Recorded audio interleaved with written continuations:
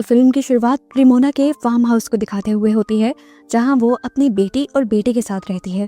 रेमोना इस टाइम एक वीडियो देख रही थी, जिससे हमें पता चलता है कि रेमोना और उसके हस्बैंड ने बहुत प्यार से ही ये फार्म हाउस बनाया था और इसकी एक एक चीज को मैनेज किया था। रेमोना ये वीडियो देखकर दुखी थी, क्योंकि उसके हस्बैंड की डेथ हो गई थी एक एक्सीडेंट में, जिस एक्सीडेंट में रेमोना की भी टांगे चली गई थी। इस एक्सीडेंट ने रेमोना को मेंटली भी बिल्कुल तोड़ के रख दिया था, यहाँ तक कि वो अब अपने घर और बच्चों पे भी सही से ध्यान नहीं दे पा रही थी, जिसकी वजह से उसके घर के हालात काफी खराब हो चुके थे। यहाँ तक कि घर का सारा छोटा बड़ा काम टेलर करता था। इसके बावजूद भी रेमोना का बिहेवियर इन लोगों के साथ सख्त रहता था। रेमोना रोज उठते ही बस एक चीज कहती है, गिव मी स्ट्रेंथ। फिर जब वो कमरे से बाहर आती है तो देखती है कि टेलर ने ज्यादातर काम तो कर लिया था, लेकिन घर की बहुत सारी चीजें खत्म हो गई थी। घर में लाइट भी चली गई।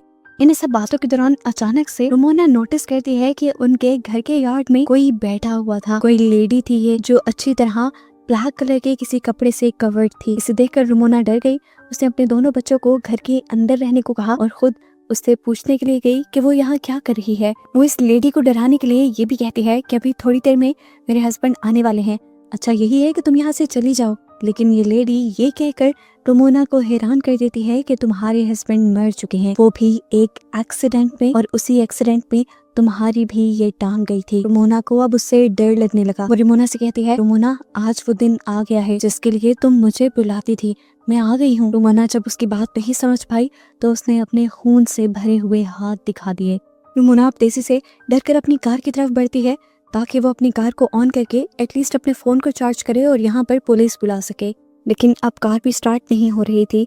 डरते हुए रेमोना घर के अंदर आ जाती है तो बच्चे उससे ब्लैक ड्रेस वाली लेडी के बारे में पूछने लगते हैं। वो बच्चों को कुछ भी बताने के बजाय उन्हें डांट कर चुप करवा देती है। बच्चों के सवाल जब खत्म नहीं होते तो रेमोना का गुस्सा एक हद से ज्यादा बढ़ जाता है। वो चीजों को तोड़ने लग जाती है और अपने बच्चों पर भी शाउट करती है, जिसके बाद खड़े होकर वो घर के सभी खिड़कियां दरवाजे लॉक कर देती है। इसके बाद जब वो बैठती है तो उसे अपने टांग के जख्म में दर्द फील होता है।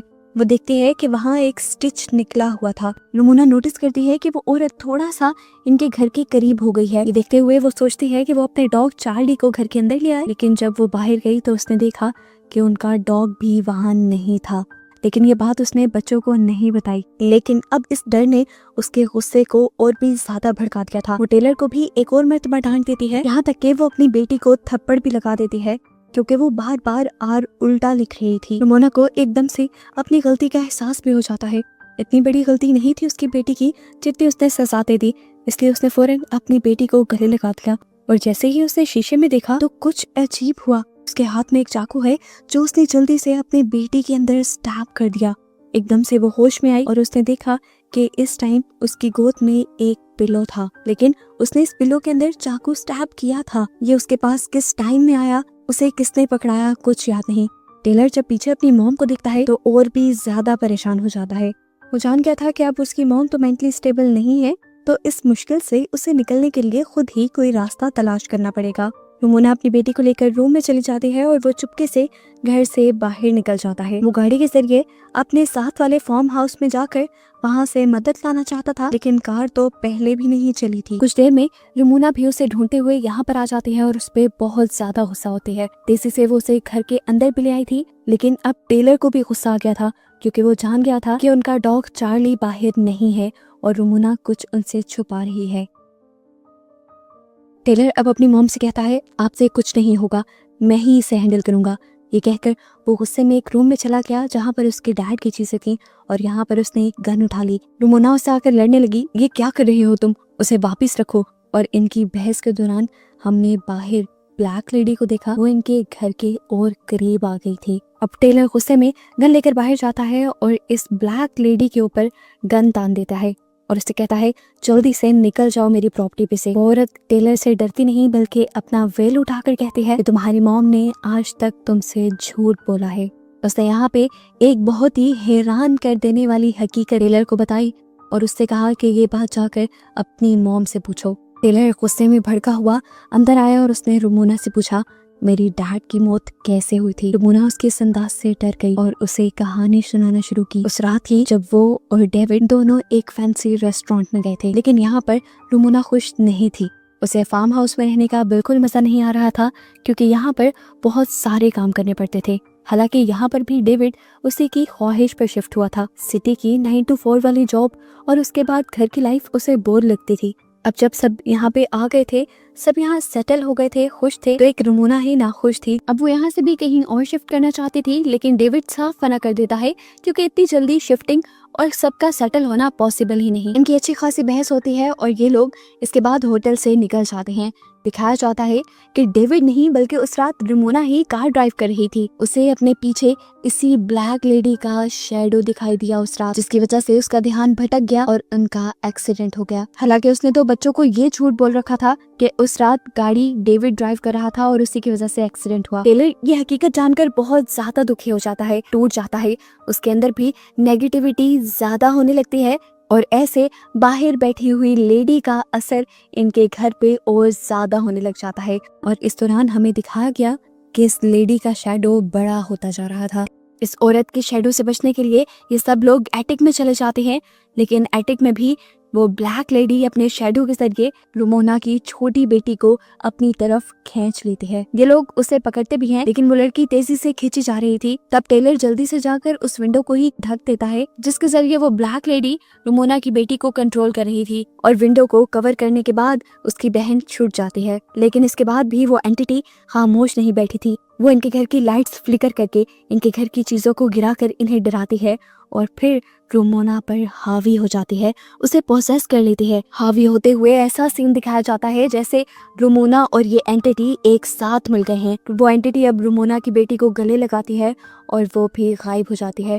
टेलर अपनी आंखों से देखता रहा और कंफ्यूज हो गया। वो अकेला ही यहाँ खड़ा रह गया था। उसकी मॉम और बहन को इस एंटिटी ने एकदम से गायब कर दिया था। तभी अचानक पीछे से रमोना अपना लाइटर लिया है यहाँ पर। अब रमोना और टेलर दोनों मिलकर रमोना की बेटी को ढूंढने लग जाते हैं और ऐसा करते हुए रमोना एक ऐसे कमरे में चली जाती है जो कमरा उसे उसका पास्ट दिखा रहा था, जिसमें उसे डेविड भी नजर आया। डेविड काफी खुश नजर आ रहा था और वो रमोना से कहता है, देखो तुम्हारे पसंद के फूल भी यार्ड में खिल गए। रमोना अब उसके करीब चली जाती है। एकदम से सीन बदलता है और हम देखते हैं कि डेविड ने उसे मारना शुरू कर दिया। वो उसका गला दबा रहा था और अगले ही पल रमोना ने अपने आप को ब्लैक ड्रेस में यार्ड में बैठा हुआ देखा, बिल्कुल उस एंटिटी की तरह जो अभी इनके घर के बाहर थी। इस टाइम उसके सामने रमोना का दूसरा वर्जन आया। ये वो सीन बन गया जब रमोना पहली मर्तबा इस ब्लैक ड्रेस वाली लेडी से बात करने के लिए आई थी। यहाँ इस सीन में ब्लैक ड्रेस में बैठी हुई रमोना अपने मुंह से वो ब्लैक कपड़ा, ब्लैक वेल हटाने लगती है और उसके सामने वाली रमोना अजीब से तरीके से कहती है, वो दिन आ गया जिसका तुम्हें इंतजार था।